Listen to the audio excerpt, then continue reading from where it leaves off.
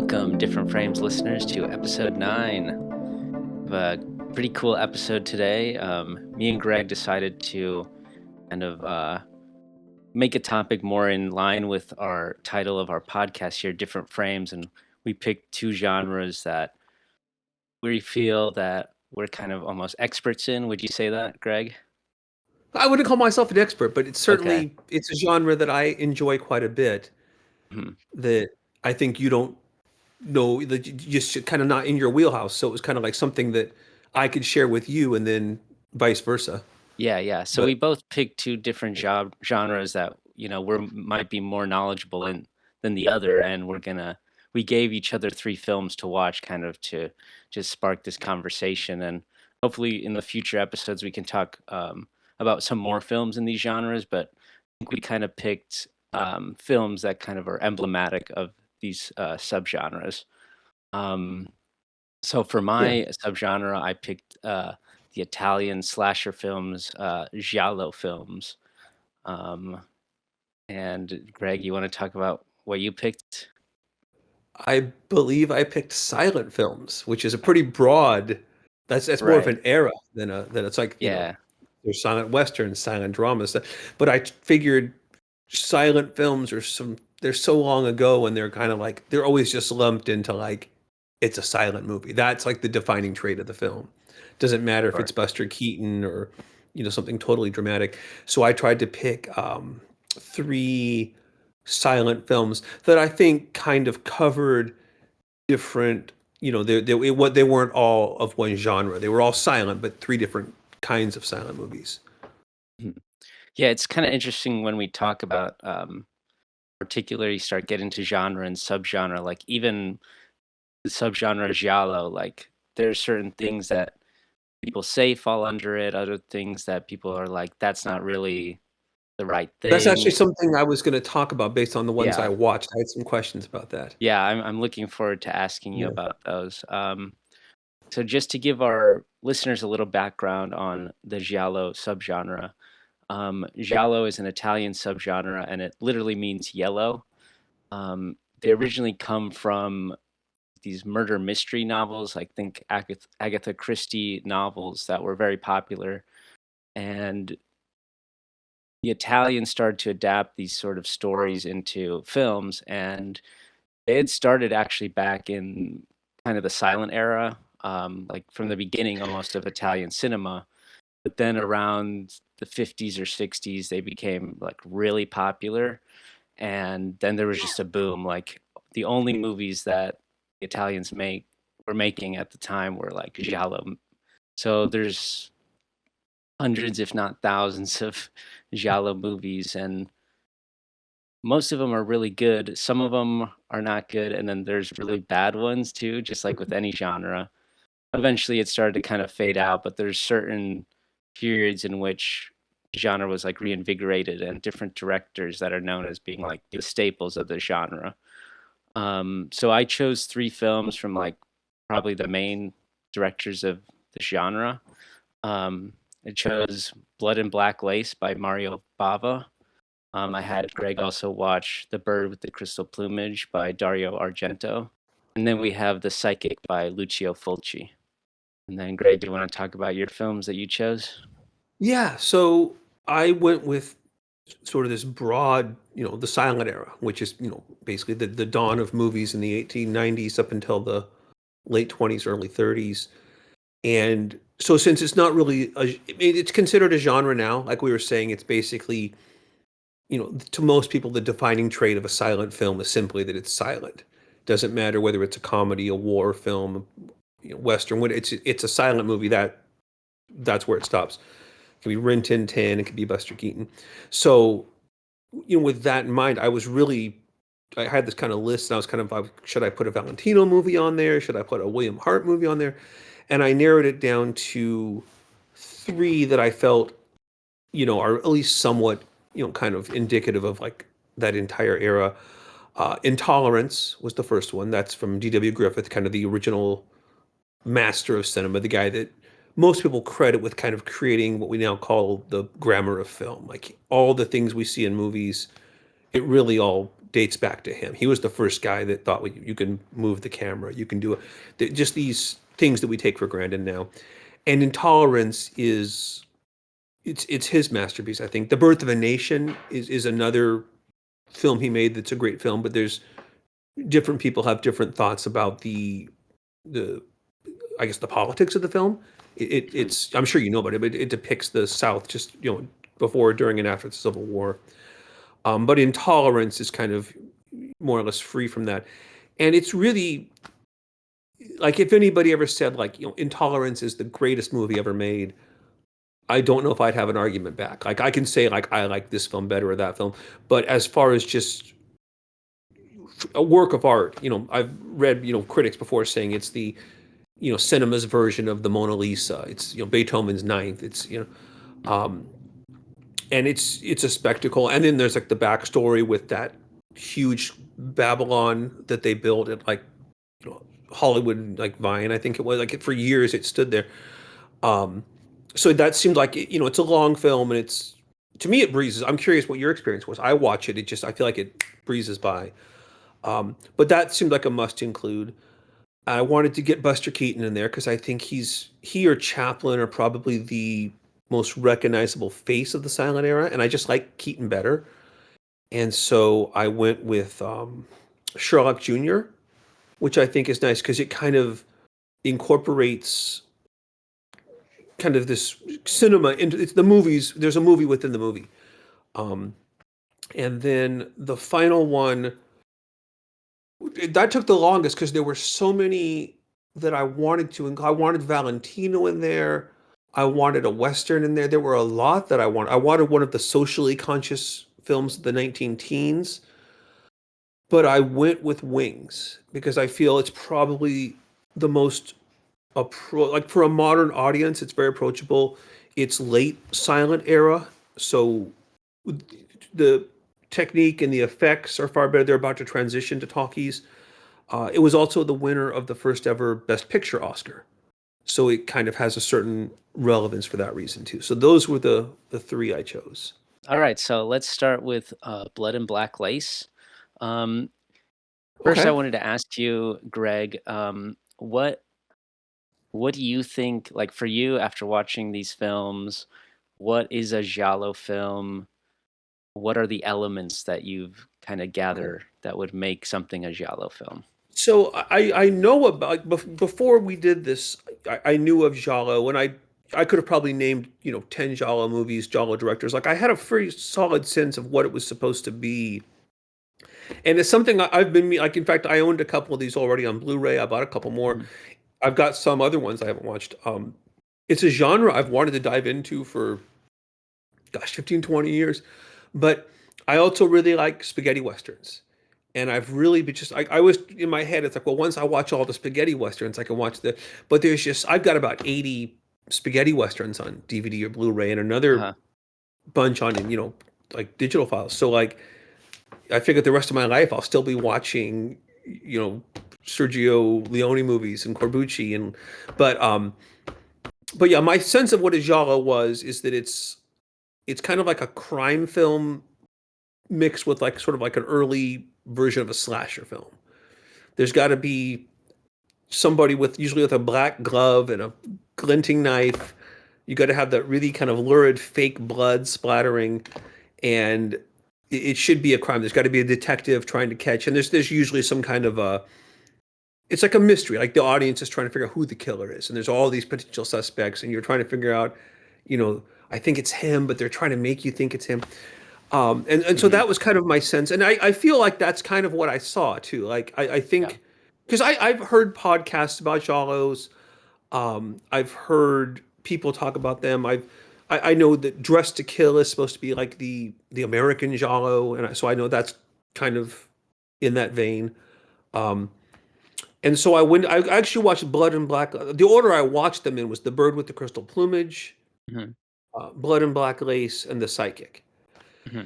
And so Blood and Black Lace, I watched that after watching um, the Crystal Plumage, and I could definitely see, even though it's, gosh, it's only about like six, seven. Like the Crystal Plumage is 1970, I think, or it's early, very early 70s, if not It 70. might be 1968. Let me.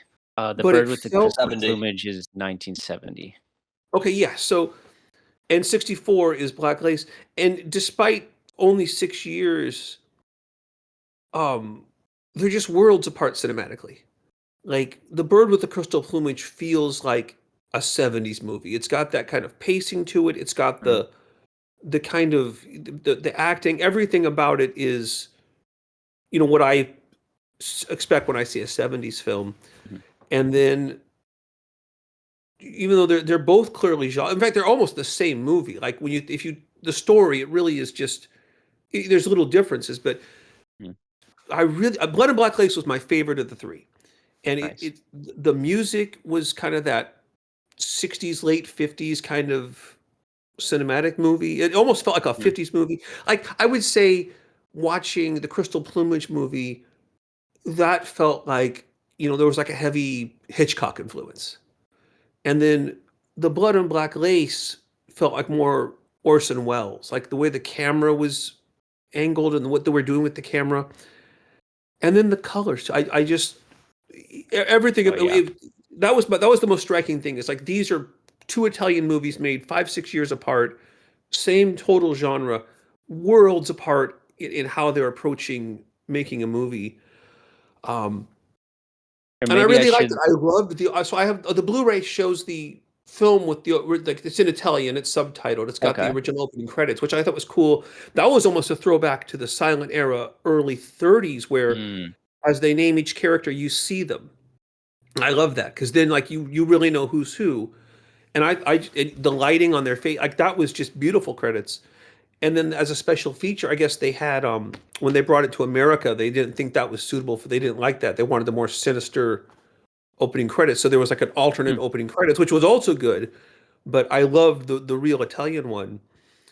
And I just loved how it played. It was like a 50s Hollywood movie with kind mm. of more, you don't really see that kind of blood in the Hollywood movies, but Yeah. um, both movies had kind of you kind of had to like certain things characters would do or certain things you just had to kind of like suspend your disbelief and you know like moments like why did they do well they did it so the movie could happen or something but Mm, um it was better than I thought these might be kind of because like a lot of spaghetti westerns are pretty hokey, pretty low budget, and so I wasn't sure what I was getting in for. I thought these might kind of be a little more wooden actors and but Blood and Black Lace, I think that was as I thought it was great. I thought it was really well yeah. made, beautifully shot. I mean, you must think the same thing. The way even the interior of the car, like, every color is. It's like watching Umbrellas for Cherbourg or something, where it's just colors and Yeah. as I opposed to the mean, other one where it was like dark and shadow and. yeah. So Blood and Black Lace. It's not technically the first Giallo, but it was the first like really popular one that kind of just blew the gates wide open on this It was like the genre and the fistful of dollars popularity. of Giallos. Yeah, exactly. So the plot synopsis here. So the black shadow of drug dealing falls upon a high fashion salon when a beautiful model is brutally murdered. Her boyfriend, a known addict to whom the model was supplying dope, is suspected of the crime. But is he guilty? Your nerves will be stretched tighter than a snare drum as you try and solve the mystery behind this frantic, suspenseful thriller. I would say that's a pretty good description. That is a very like it gets all the facts out. It doesn't really Right. describe the kind of movie you're in for, but it No, I definitely would gets the say facts out. it's an interesting movie because it's very simple. Like as far as the plot unfolding and the premise, like everything's kind of set up at the beginning, and Mhm. then you're kind of just watching it unfold and yeah, it just feels like a very, like, kinda classy, high fashion setting, and the colors are just amazing, and one of those movies, like, you could probably just put it on mute and have a good time, you know, Yeah, it's a just beautiful movie to enjoying it. watch. It is just like the Yeah. colors. Just every scene, I was just in awe of what it actually just looked like. It is Yeah. probably one of the best looking movies ever, and kinda like you said, just everything's very precise with this movie, Mhm. these the blocking, camera angles, things like that. like I know I've seen other Bava films, but I couldn't tell Mhm. you what they were. I must have seen at least one or two. Um, but anyway, yeah. He So has a Blood lot of and Black Ice, I would say 100%. I'd recommend, to just about anybody that doesn't mind, you know, horror. I not horror, slasher, death, blood. It is. There are yeah. some gory scenes. What's interesting to me about this one is that, I think because it's so beautiful looking and everybody's so, like, elegant looking that these scenes of violence are almost more shocking, and Hmm. unexpected than you might imagine because maybe somebody might be used to a sort of preconceived notion of a 50s or 60s horror movie, and to see such, like, graphic and brutal violence in this kind of a movie, it's a shocking effect, and maybe that's why it's sustaining, and that's why it was popular at the time. Yeah. Yeah. No, it definitely is ahead of its time in terms of that kind of like just like I don't know what slasher films came before it, but like Mhm, this feels like Halloween or Friday the 13th. It's better. It's not, like a one mhm. note film like that, but it's the same thing where this guy's showing up and cutting people up. There's that scene where the dead girls stacked up on top of each other, each of their faces all like there's some lurid kind of gross scenes. So what Alright, about maybe you? we should move on to, Yeah. well, let's choose Intolerance first, 'cause, Okay. that's, like, the beginning, right? Like, that's a good That's place to early. That's start, I think so, 1915. That's 1916. That's yeah, that's fairly 1966. early. Mhm. So I'm glad you had me watch this because I actually bought the VHS of this, um, and I just had been putting it off because it is so long. And I was like, "Oh, it's like 3 hours and stuff, like, I don't Yeah. know." So I had tried watching it, and then just the nature of the, multiple storylines that I kinda got Mhm. maybe 30 minutes in, I had to do something else, so I was like, "Okay, well, this Okay. this will give me a chance to finish it." Yeah. Um, so I really liked it. I think, on some level, I had a hard time connecting to each story because of the switching between multiple storylines. Mhm. So on a certain emotional level or like a character level, it was a bit challenging for me. But I think just the like spectacle of the movie and like the editing and the way that the editing and camera angles convey like these not simple but these emotions, like they sort of Mhm. streamline these emotions to you and telling these s- stories about just human nature and um, how people treat each other and these things. It's just amazing to like behold like how at this stage in cinema that DW Griffith sort of figured out what the power of these things could be. Mhm. um Maybe I'll read this back at the cover because it's pretty good. Cool. So legendary director D.W. Griffith masterfully interweaves four stories of intolerance through the ages in the sweeping 1916 epic. His personal outcry against the bloodshed of World War I. The common theme of man's inhumanity to man unites tales depicting the fall of Babylon, the life of Christ, St. Bartholomew's Day Massacre, of the Huguenots, and a modern crime story. All four resolve simultaneously in one powerful, heart stopping climax of images and emotions. Seen as both an apology and a self justification for the racial bias in Griffith's first landmark film, Birth of a Nation, Intolerance is perhaps the greatest movie ever made, said Pauline Kael. And that extras is actually interesting. If you look, um, almost everybody is in this, like, because they were just Yeah. they'd pull everybody out. Um, there's tons of other directors. Because you have like the main stars, but like if you go like, let me Mhm. actually go on. I can't remember. I know. I think even Douglas Fairbanks has like a 1 second Oh, wow. um, thing. Like Yeah, I mean, that everybody's. that was just one thing I was just in awe of is the sort of just the incredible amount of people that are shown in the film and the production and the extras. It's just insane. Mhm. Just thousands of people. And then you have, so what struck me was like the sparing use of close-ups. Hmm. You'll have these huge wide shots with everything, all the way into the background, just people walking, moving, set design, uh, of, ancient Babylon, and then you'll kinda get used to those shots, and then it'll cut into, like, a close-up of somebody's face, like, actress Lillian, I don't Lillian know Gish. her Lillian Gish, and her eyes, it's the shots Well, of these she's the eyes. one It's that's just in between. She's the one with the baby, kind of the inner Mhm. in between. Yeah, yeah. Um, So, it's I'm trying to think just these sort who. of, like, Yeah. these methods of this big storytelling and then just relating it to like one character and one moment. Mhm. But but yeah. So in terms of all those, I'm looking like I don't know how many of these names will mean. These are all names I know from like classic cinema. But you've got Hmm. Lillian Gish, obviously Mae Marsh. Um, they're more main Miriam Cooper, Walter Long, but like Eugene Pallette. He was bigger in the 40s, but he's Hmm. here very young in this. He's just quick, brief moment. Constant Talmadge is in this. She was a big star in her own right. And then you've got all these people like Frank Borzage, uh, directed tons of great movies in the 30s. Todd Browning, I think you know him. He's famous. He did the original Hmm. Dracula, Freaks. He's Yeah. got a thing. Um, there's just so many. Donald Crisp. Um, like I'm just scrolling. I'm still scrolling this Mhm. massive list, and this is just the people that are. They know Wallace Reed, huge star in the silent era. Uh, King Vidor, another Eric von Oh yeah, King Stroheim. Vito. Yeah, like these. There's Yeah, I there's did probably recognize him. That was good. you saw him because he's extra uncredited. Like I don't Oh know if I've really? ever picked up where he was, but yeah, Eric von Stroheim is second Pharisee.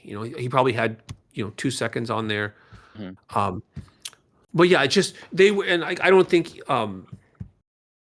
because yeah, like Fairbanks, I think is like guy in white hat or something, and like they were really just they had to film 2,000 people walking around Babylon. And it was just anybody that was anywhere in Hollywood on the set, anywhere near them that day, just put on a costume and walked around in the background. So Hmm. you probably have 30 established film directors in this as extras. Um, but yeah, to me, I'm curious what you thought. How Hmm. as the film progressed and like the breaks, like it kept getting smaller. Like you'd see 10 minutes, Yeah. then 8 minutes. Pretty soon it's like 2 seconds of each. Mm. Like the train wheels going into the. Yeah, I think so. For the first half of it, it was like I said, it was a little bit hard for me to connect because of Mhm, um, it's just setting up these stories and kind of switching between these storylines. But then the last half, it just really started getting engaging and dramatic mhm, as these stakes are building and the cross cutting. mhm. And we kind of take that sort of storytelling for granted nowadays. Yeah, This style of editing, but at the time, I mean, he kind of pioneered this, so it's just incredible how you can kind of relate, the stories throughout time to each other just from seconds here and there, and yeah. um, By the end, at least for me, well, like I really didn't know what was going to happen the first time with the mhm. modern story. Like, were they going to execute the guy? When they were doing that chase with the train? Because Yeah, that's back, great. nowadays you kind of maybe expect something different, but like the concept of a happy ending wasn't really part of early silent films. Usually end badly. Like Mm. you didn't take it for granted that anybody ever get happy endings, so you don't know. Wow. Are they going to Right. get them getting there too late? He's hanging would be a totally expected outcome in a silent film. What was your favorite storyline out of the four of them? Which one just I connects with mean, you the the most? spectacle of Babylon and just seeing on film something I've read about so much, but when I finally first saw this, um, the only precedent to that, there's an Italian film called Cabiria, Hmm. came out maybe 1913 or 14, which I assume that Griffith would have seen. It does on a much smaller scale, kind of like it's not Babylon, but it's kind of like an ancient temple like that. But Hmm. nothing to that size or scope had been done before. I don't know if it's been done since. I don't think they've I ever know. built a set. Now they do CGI for everything, but Right. even in the glory days, Cecil B. DeMille, I don't think they ever built another set. That was like a city they built almost. Yeah. Um, and so just seeing that, I think the modern story was like if they I think somebody has done it where they cut into four individual films. I think if I had to watch just one film, I think Yeah. the modern film might be the most entertaining. But Hmm. I liked seeing them. Like you're right that early on, like you're watching one movie, then bam, you're watching a totally different movie from the start, and you have to kind of catch up as you go. But I think I mean all four stories are fairly like even the Wild Kid story, the old, they're all I don't know. It's hard, but Babylon is the most cinematically impressive, and then the Yeah. modern crime story is the most, fully formed film. Um, Hmm. the only modern film when I think about it that does anything, there must be something that does it, but Dunkirk is a film that A kind of Dunkirk. plays with time in a different way, but it's the same thing where you see the week, the day, and the hour, Hmm. and they're kind of like converging. So like you see 10% of the first week, then you see 10% of that day, then 10% of the final hour. It's Yeah. not exactly the same, but I feel like that's Christopher Nolan, I think, Dunkirk. Hmm. Yeah. I feel like Intolerance had to have informed what he did. I mean, unless subconsciously he did it, but I feel like he Sure. was doing something similar with layering, but he's telling the same story from three perspectives in three time frames. I don't Hmm. know another film that has just basically four movies. For, And the most for me, amazing what thing, came to mind would be something like Cloud Atlas, where it's like six stories told okay, so over the I course. need to watch that. That's something that Oh I've, yeah, it's a good yeah. movie. Um, something that I don't know if you know this, but this when I learned Hmm. this, I was shocked. Griffith shot that movie without any script. He just had it in his head, and so What? he knew he had to get all these different things, and he just knew what he had to shoot, and then he Oh just my edited God, it. And that to me that's is crazy. and while he was doing that, he was running a studio and directing and managing about 30 other movies. So he would just show up, do that, have it in his head, then go off and do 30 other films. Same thing. He never had a script. He would just there's a lot of films that he isn't credited for, but you watch them and it's Hmm. like he was there as in a production. He probably was directing. Um, but no, he just had some his brain was just he was born a film director, and he when he picked up a camera he realized, okay, I'm a director, like he Yeah, just had that mind for creating that. I yeah. I can't. Can think. you I imagine mean, shooting that? We just I. all those That's scenes, just incredible. being like, well, this train is going to merge into this. I just know it's going to work because it's in my head, and I just, it's staggering when I think about Yeah, that. But I can't believe it. It's insane to me.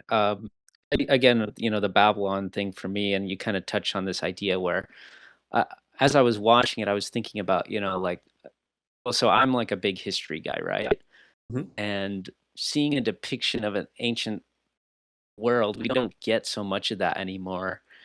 And so seeing that was just one amazing. And then I kind of was starting to think about how like how they pull ideas into, okay, we need to make this depiction for the film, and then Mhm. how does that kind of feed like society's ideas about like the ancient world, and I was just kind of thinking about that cycle, and I don't know, it's really fascinating to me, and it kind of made me feel like, we should have more movies set in that time, but I don't know, we don't. Yeah, no, I love those historical epics, and part of what I like is the way they breathe life into something. Like we might have like a stone tablet or something that describes the walls of Babylon, but Mm.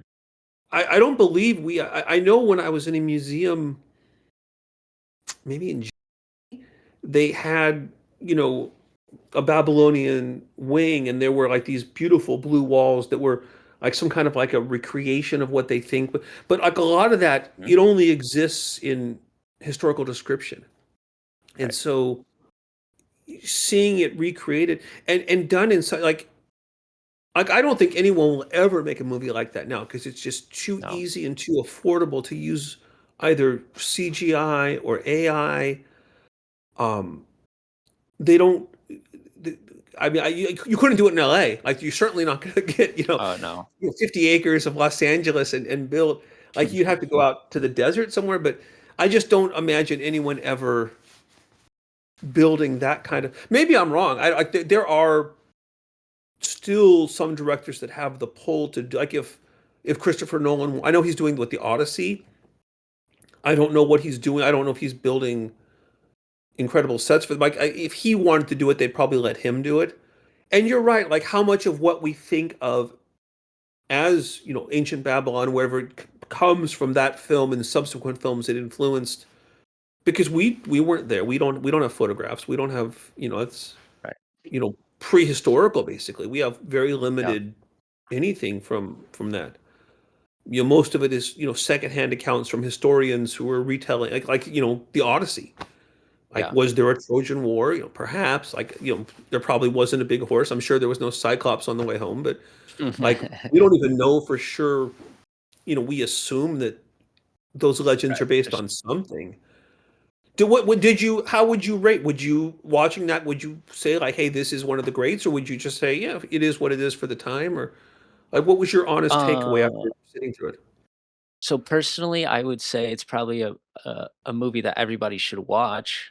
Hmm. I think that especially if you're interested in film and film history, I mean, I think it's a necessary watch almost. I think personally, it was just a little too hard for me to connect emotionally, and Hmm. maybe it would be different if I watched it in a movie theater. I I would think, love to see this. No one ever yeah, I shows this because it's just such a tough ask of an audience.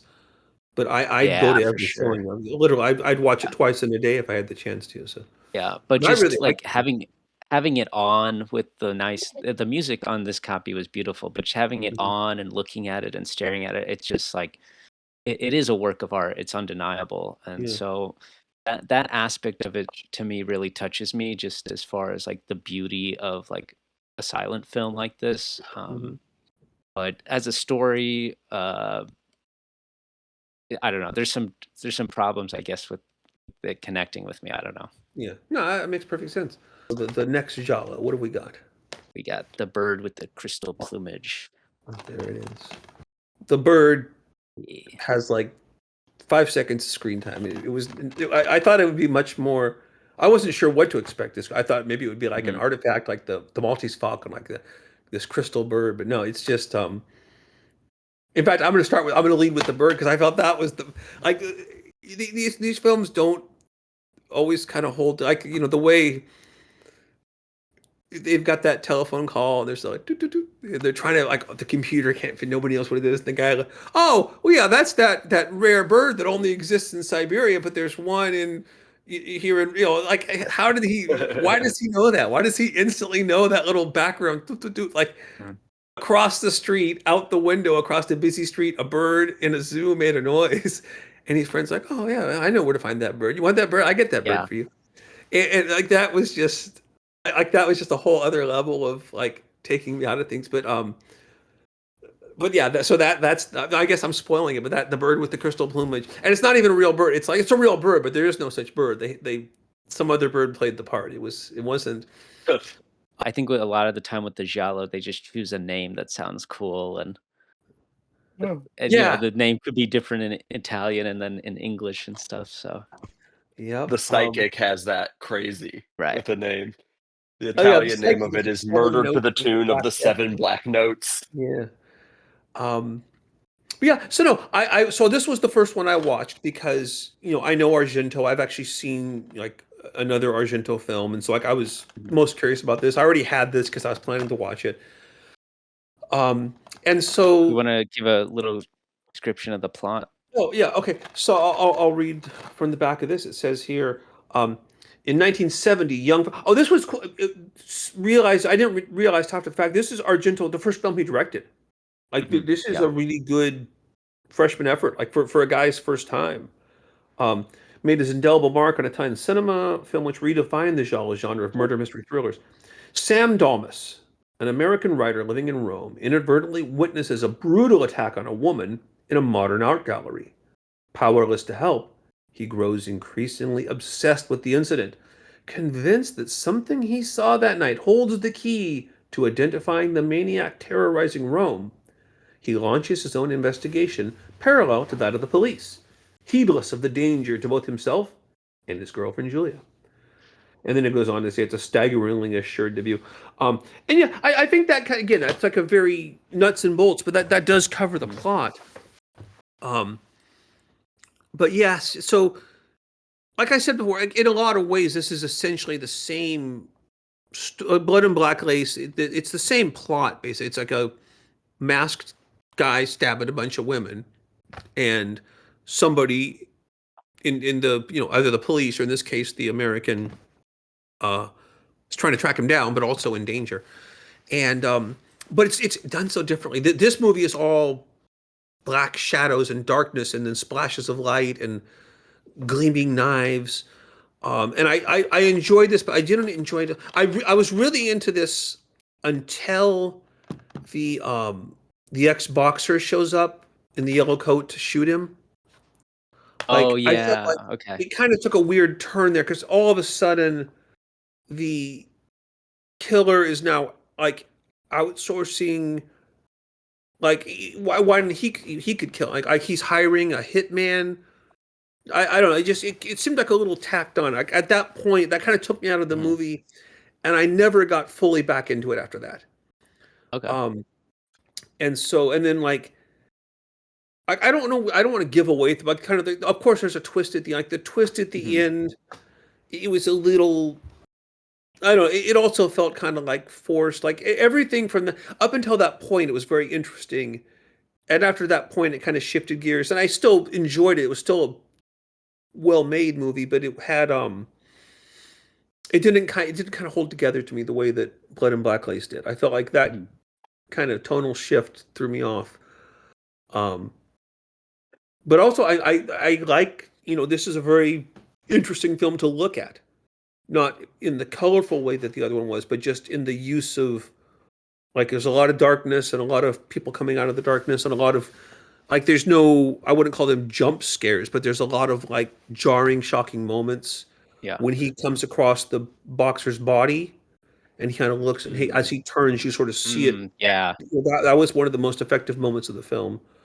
Mhm. Um, but yeah, like it could have been 20 minutes shorter and a little tighter, Mhm.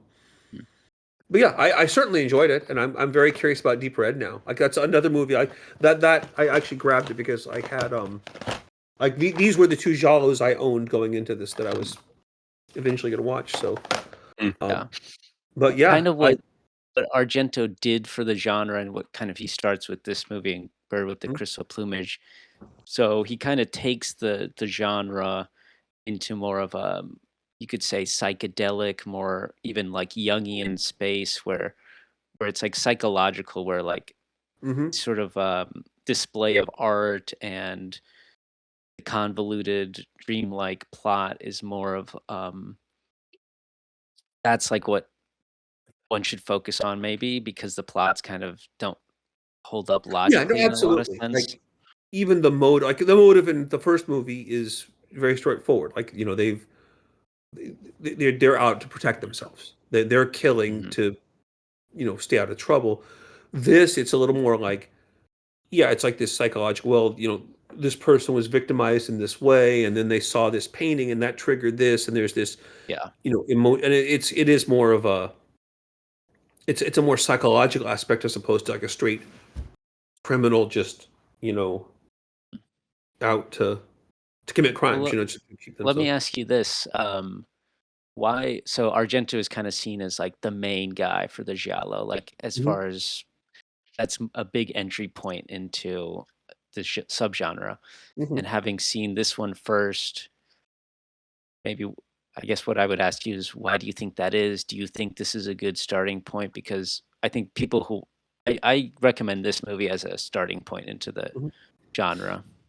Yeah, no, I think he's very adept at making a movie, like Griffith. Like he knows how to move people around on a stage, or on in frame, and how to, where to put the camera and where to light things, and he knows how to make it, like a knife comes in, he's got that, like Hitchcock did, like the knife gleams, like it's almost fake looking how shiny the knife is. um he just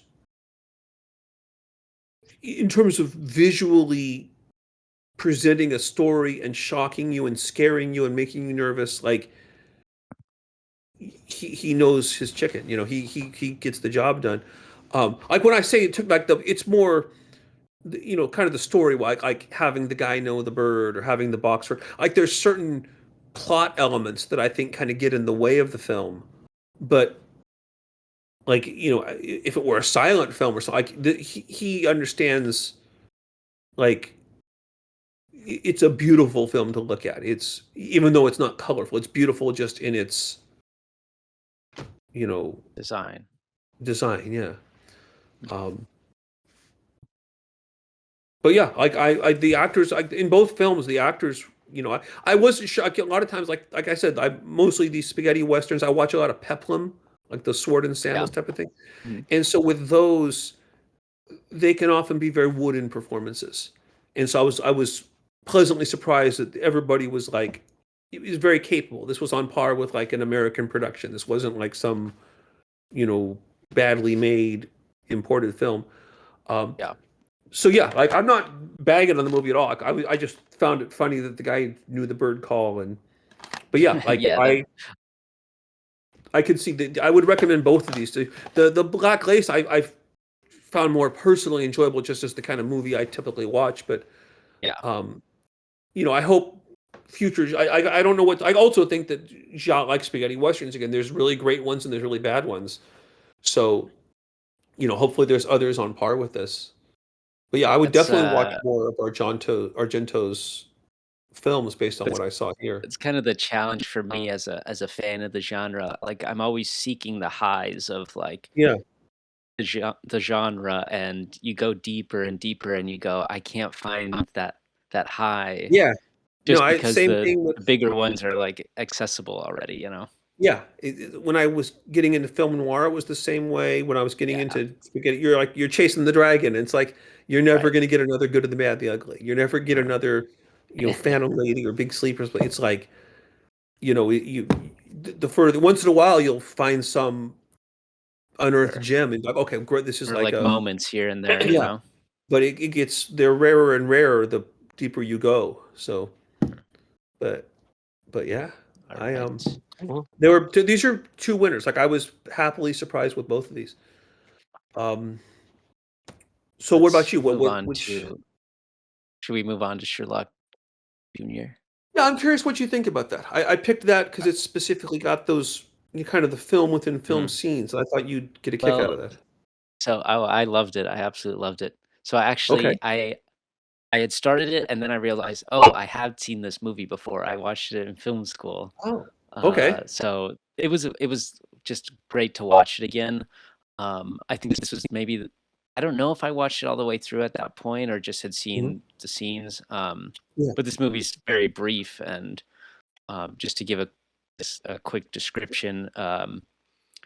So Buster Keaton plays this guy who's kind of has a crush on this girl, and has her family and stuff, and he works at a movie theater. He's a projectionist, but he has dreams of becoming the great detective. So he reads a little detective book, and he gets accused by the his crush's lover that he like steals a watch or something, and he's framed. Yeah. And so they like kind of throw him away. They're like, "Don't come back." She's like, "Not, I don't love you anymore," or something. And so he goes to work at the projection booth, and he falls asleep during the movie, and he has this dream where he sort of astral projects out of his body into a movie, into the movie screen, and then he envisions himself as Sherlock Jr., the world's greatest detective, and he sees the characters of his real life kind of represented in this fictional story, and that he's able to solve the crime and then get the girl, and this sort of empowers him once he wakes up from his dream to have this confidence again once she figures out that he didn't do it. um but yeah, I just love this movie. I love Buster Keaton and like his physical performances, the stunts, just the comedy. And Hmm. then I just love like this idea of like what what movies can do and what dreaming can do Mm. for a person. I think like that's sort of like the meaning behind it. Besides all the fun like antics, it's just impressive to me that early on in like filmmaking in the film as an art form that Buster Keaton is able to like see the power of cinema and kind of reference that in this film. Um, yeah, just Yeah, amazing sequences, just amazing like the train stuff, and I don't know, I love the gags. It's hilarious. yeah, and you just some of the watching and trying to figure out how they did some of the. This is like the era of all practical effects. Like Mhm. there's certain things it's not obvious how they accomplished some of those moments of him going in and out of the movie. I mean, Yeah. this was 1924, so this is not like this is early in film history. Mhm. They didn't have computers back then, Right. so yeah. No, I'm glad you like it. This is my favorite Keaton movie. One of my favorite, like probably top 10 movies just across the board. I love that Yeah. movie. I It's actually one of the very first silent films I saw too. Um, when I was in college, a theater right near the university did a month of every Monday 4 Buster Keaton movies. So they did 2 longs and 2 of his short films. And so Mhm. I went to them all. So I saw like 16 Keaton films that month. And this one and Steamboat, they all like there's not really a weak moment. They were all great, but like this is one of the ones that really just stuck with me. Um, Yeah. so it was Yeah, and I'm awesome sure it seeing it plays on a well. screen with an organ, but it's also I have the Blu-ray of this too. It's with The Ooh. Navigator, which is another great one. Um, but yeah, it's one of the great films of all time. Yeah, I would say this might be like if someone has never seen a silent film, this might be a good place to start, Yeah, just absolutely. because it Like is this is a short and great accessible. yeah. Like this lets people know you can be entertained by. I think most people think they're gonna fall asleep. They just like Sure. it's gonna be so boring. Just people like dun, dun, dun, dun, dun. Like this is gonna be something where they can be like, okay, I can totally enjoy a film even if no one talks. Yeah, and I think what's something that's been missing since the talkies, and we've been kind of losing it a little bit, is just this sort of what action is for film and what that does. I mean, like, especially with comedies, like the little jokes here and there with like, the guy coming out of the movie theater and he finds a bunch of bills in the trash and then the guy's like, those are mine, and like just these little moments that are just you just laugh out loud moments just from Yeah. the actors' little expressions and their little movements, and I'm like, I Yeah. just so feel like we've lost a lot of that. These are also I'm guessing you watch this on a screen at home or on a computer, but like these are Yeah. movies that you get so much more when you see it because it was made the only way to show these things was on a giant screen. And Mm. it was made with the idea that it was going to be 40 feet high. So Cryptic. they would Yeah. put something in the bottom, corner that would be giant in a theater, but it's Right. tiny on the screen. And so there's a lot of little things. Like I may have told this story. I don't know if I've told the story on this podcast or not, but I may have said this. So bear with me if I repeat it. But after having watched all those Keaton films, a few years later, I was talking to a friend of mine who had never seen the silent film. I was like, you got to check these out. So we went to Blockbuster and rented Steamboat Bill Jr. because they had the VHS, and we put it on like a TV, and we watched it, and it felt flat. Like it was still enjoyable, but like it Mhm. wasn't like there were so many gags. I was like, oh yeah, look how he's standing there and it's like you have to see it life size to really get the impact. He was like, yeah, it was okay. I was like, well, I kind of understand because to me it felt only okay too because it was so much more magical, you know, 4 stories high. So Yeah. um, these films were made like the action was made with that in mind. And Mhm. but what you're saying is true. Like there's just so many moments where you don't see that so much in modern film now. It's more like longer scenes that are establishing all this backstory and like there's not a Yeah, lot and of like just a lot of comedy nowadays is like I don't want to digress too much, but it seems like it's just people talking to each other and it's like improvised like jokes or whatever. yeah. And have here Buster Keaton literally putting his life on the line for entertainment purposes and to Mhm. engage you and to make you laugh. And I don't know, there's something really endearing about that to me. That's what I But was thinking in this one when he's jumping across the top of a train. yeah, And I was like, there's no, you can see him climb up and jump, and then I don't know what happens, maybe he comes down or something, but there's no yeah, safety stuff. yeah. Like they may have had something in mind or in place, but yeah, like that could have gone really wrong, Yeah. and then that no more movies, no more Buster No. Keaton. Yeah, yeah. I know Jackie Chan was famous for doing stunts like Mhm. that, where he would often break a bone. He was influenced by Keaton. He would openly admit Oh, that okay. Keaton was kind of his. Makes a lot of sense. But there aren't too many people. Like I know Tom Cruise does stunts, but I'm sure that they've got him strapped in and protected 50 ways. I don't think there's any risk that he's going to die doing them. But yeah, no, I'm glad you liked this one. This, I think, of the three, this is the one I felt was going to be the most enjoyable and watchable. So Mhm. I'm happy to know that you liked it. Um, so I guess the final Giallo is the psychic. The And psychic. so this one I felt was kind of the of the three, this is the one that's the odd one out. It's the different one. Mhm. The Yeah, other yeah. two, the bird and the blood and black lace, are they're birds of a feather. Um, Mhm. this one, and actually I pulled out this. Everybody tells me this is not a giallo. I've seen this a Mhm. couple times now. Suspiria, the other Argento film that I own, and people always say, well, it's not really a giallo because there's witches. It's got the knife and the crime and the killer and the detective. It's got Mm. everything a giallo Yeah. has, but all Mhm. the giallo people I know it's totally not a giallo. And I was always okay, yeah. If it's supernatural, it's not a giallo. Well, then this thing, Mhm. this is basically Suspiria. This is the detective, the knife, it's got all the things, but it's got a magical element too. So I like if this Mhm. is a giallo, then this is I don't know. Yeah, I What kind do you of think? Would to you to consider to Suspiria a giallo? well, this is one thing I kinda go back and forth with because I kinda see both sides of it. Mhm, Suspiria even has a black glove killing scene mhm, with a but I would say it's more of a fantasy supernatural thriller, whereas with the psychic, it is a giallo, but it has an element of this, she's psychic. It has a supernatural element mhm, to it. And there are other giallos with a little bit of supernatural elements to them. They mhm. mostly come from Argento, I would say.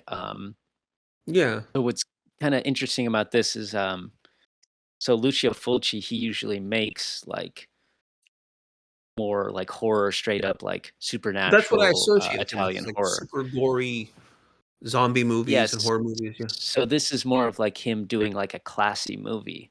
Um, most of his other That's his his movies are version of referred to classy, as I like like it. just yeah, just gory, whatever. And this is his doing like a stab at the no pun intended, but Yeah. stab at the giallo genre and kind of brings a little bit of class to it. Kind of outside of his filmography, I would say, for the Mhm. most part. But this one is always like you're thinking who did it, what's happening. It's more of a mystery. I would say I don't know This was the what your this thoughts was are. the best mystery of the 3. I felt this is the most it didn't have like a forced resolution or like we made you think it, we got you. Like this felt like a more Hmm. natural mystery. Um, and I liked, like, how do I say? I mean, I might end up spoiling this, but Hmm. I liked at the end as you kind of realize before it happened what's about to happen at the end, Hmm. where you become aware that her vision of the young woman getting killed wasn't the young woman who had been killed that she found, but she had envisioned her own death. And like, Hmm. the hole, like that hole was there because she dug the hole to get the old body out. That's where she was going to end up. And she even saw it from the perspective of the girl in there getting sealed in the opening credit, basically.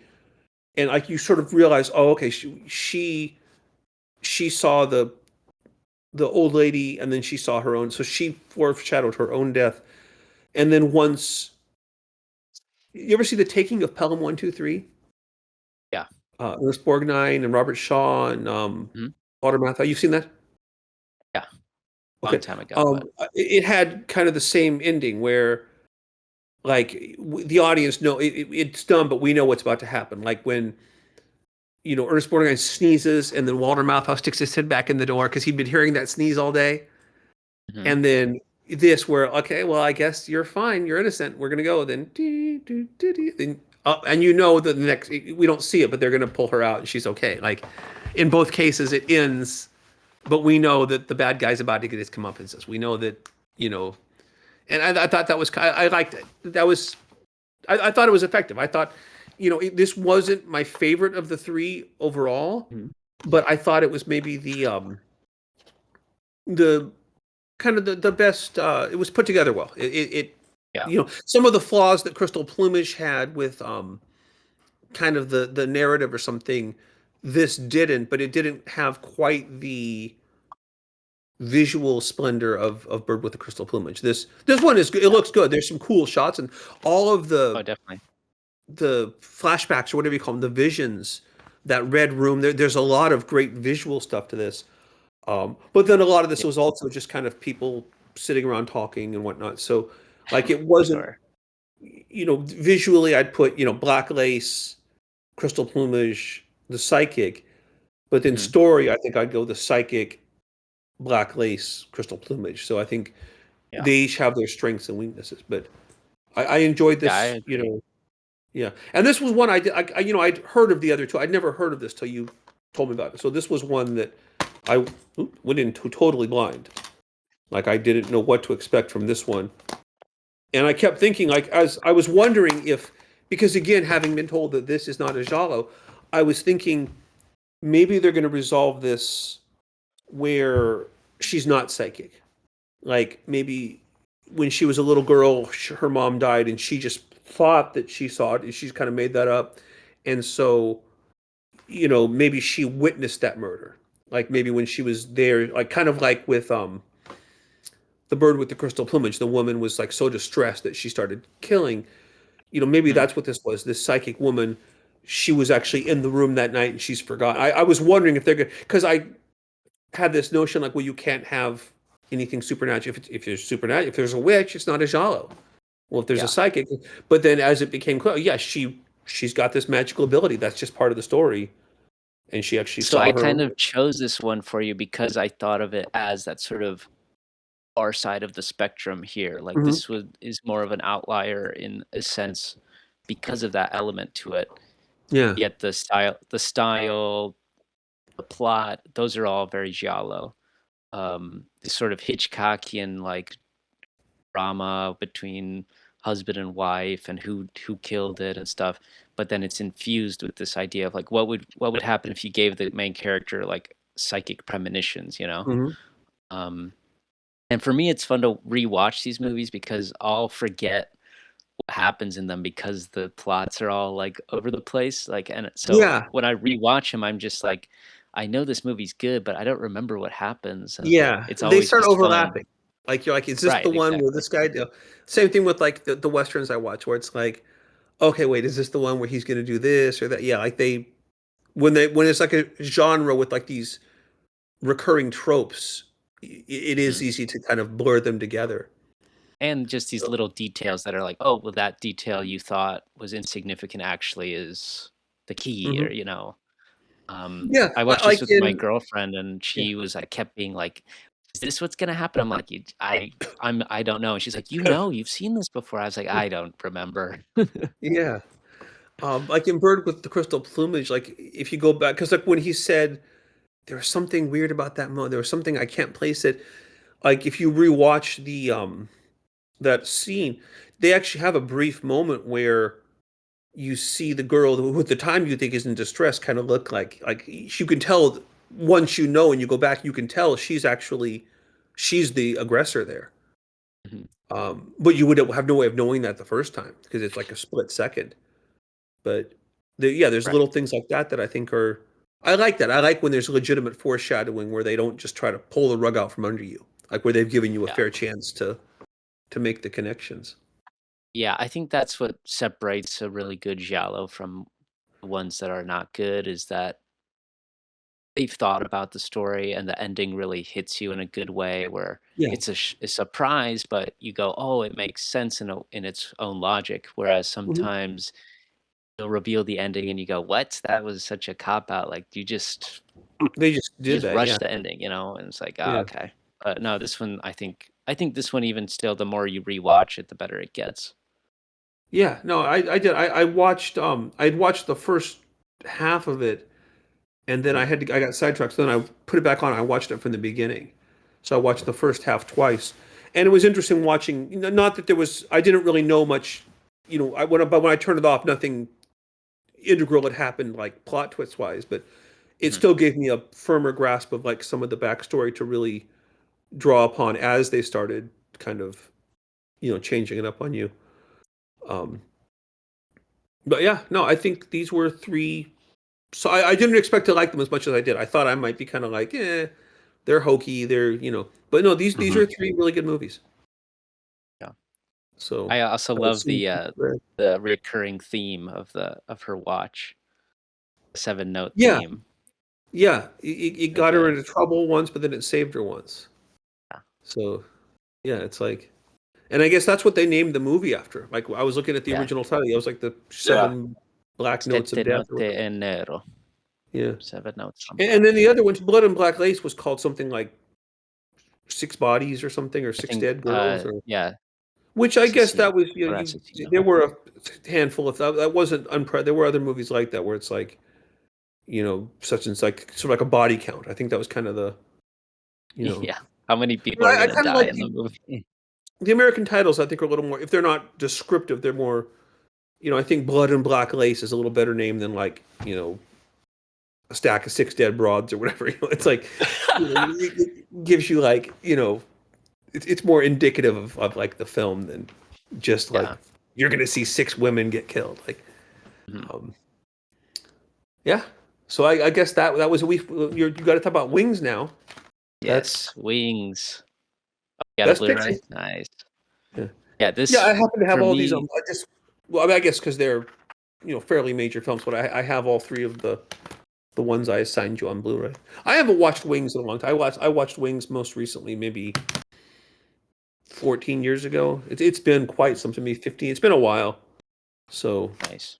Yeah, I this is a pleasure yeah. for me to watch. I put it on my projector here instead of just on my TV, Oh, nice. Okay. and, yeah, this is so great. I think, having being a sort of later silent film, I think they figured out just a lot of what works and Mhm. sort of just taking that spectacle of cinema to the extreme, whereas, like, I was just amazed by the last, like, hour of this with the flights and the war Mhm. and just the visual effects and the stunts. I'm just like, I I don't think I've ever seen anything like this before. Yeah, Um, I mean, again, it's like these are airplanes from the 20s that are flying around, and other airplanes from the 20s with cameras. Like that was not an easy. Even today, it would not be easy to do this, but that took a lot of, like, I'm sure they mhm. had to, like, invent techniques in order to accomplish that. That wasn't Well, yeah, something that they just went out I and just think did. logistically, yeah, just logistically coordinating all this stuff and, cameras rolling and the stunts. Okay, the plane's gonna. I can't wrap my head around it, and I Yeah. can only imagine how this went over with the audience at the time. I'm sure it's probably even more impressive than us watching something like Avatar. It's like, how did they Oh, do yeah. this? That is something that you tend not to think about, but I try, especially like with my project of watching these chronologically. I Hmm. just try to imagine, like, an audience that is only seeing, like, this suddenly. There's all these moments in film history where it's like when what if there's a movie where, like, the train comes at the camera, and they said at the time, like, most of the audience would go like they duck, like they were so, like, they just never seen that, they weren't prepared for Mhm. that. Where now we'd be like, "Oh, that's cool. It's a 3D train." Like, they physically felt danger. They would duck thinking like an actual train was gonna come out of the wall and hit them because Yeah. they never seen that before. So yeah, like, seeing those stunts. There's also I'm sure you picked up on this, or there's this Mhm. shot in a cafe where, like, the camera goes along and it finally comes up to the guy, and even I It's don't like a dolly I think shot. that, like, what's that? A dolly shot through all the glasses up into the Yeah, guy taking a shot at the end. yeah, and it's like just trying to figure out like exactly how they. I think maybe they had to pull tables, like just how they Hmm. got that done was remarkable. But Yeah. I think now there's probably people see interesting stuff on like that. I think must have been one of the first of its kind. Like I don't know, like I haven't Yeah. gotten this far, so I don't know what came up the year before. Maybe I'll see that along the way. But I remember being struck by that. The two things I remember most are that shot in that cafe and all the airplanes at the end. Yeah. To me, it But seems like this is sort of they figure out the Hollywood sort of epic formula and like the cinematic like language of these sort of movies. And um, I've seen a lot of war movies, but this felt so, I don't know, authentic maybe because these people probably lived through the war and mhm. it was more recent, but it just, the war footage, I was just like, this is insane. Like Yeah, explosions. And then for me, the sort of straightforward drama of it all, like sort of love triangles, that's just really great. I just love the acting and how quickly I got invested in the story. Um, yeah. This is another one that feels approachable to a modern person. Like this is not a mhm, hokey, overly melodramatic movie. This is like a. It works as a it just they aren't talking. Other than that, it's like right. it's a modern movie. Yeah, I would Um, say that. Yeah, that's the biggest thing is that they're not talking, but I think that yeah. makes it more impressive in a way where you can connect with these characters just from their faces and their Mhm. expressions. Like for me, Clara Bow, her face is just beautiful and wonderful, and Oh like yeah. anytime she looked sad, I was like, oh my god, I'm gonna start crying. Like it's magnetic. And then William Wellman, we watched the Public Enemy, I think, for this podcast, right? That's another film Mhm. of his. He's the same guy that directed Public Enemy. He did a bunch of kind of pre-code early talkies I like, but he's another guy. Like he knows how to build a movie. He knows how to Yeah. tell a story and keep people interested. He's not as famous as some of the other names of that era, but he's got a decent trying to think what there's one called Night Nurse. I think it's an early Barbara Stanwyck film that I like a lot. Mhm. Um I can't he did a bunch. Like he had a pretty long career. He lasted into like maybe the 60s or late 50s. He like he did some noirs, he did like he kind of went with the times. So like yeah, like he you're right. Like he can make a he makes you feel invested in the characters. Yeah. And then for me, just the ending was like so heartbreaking yet picked in a way. Like it's not to spoil it necessarily, but this sort Yeah. of things culminate into a way where you go, okay, well, this sort of has to happen. But I growed so like in love with these characters over the movie and over the stakes that it really is heartbreaking. And then the last ending bit where he gets the girl and he kisses her and the shooting star, it's just like that's chef's kiss. Like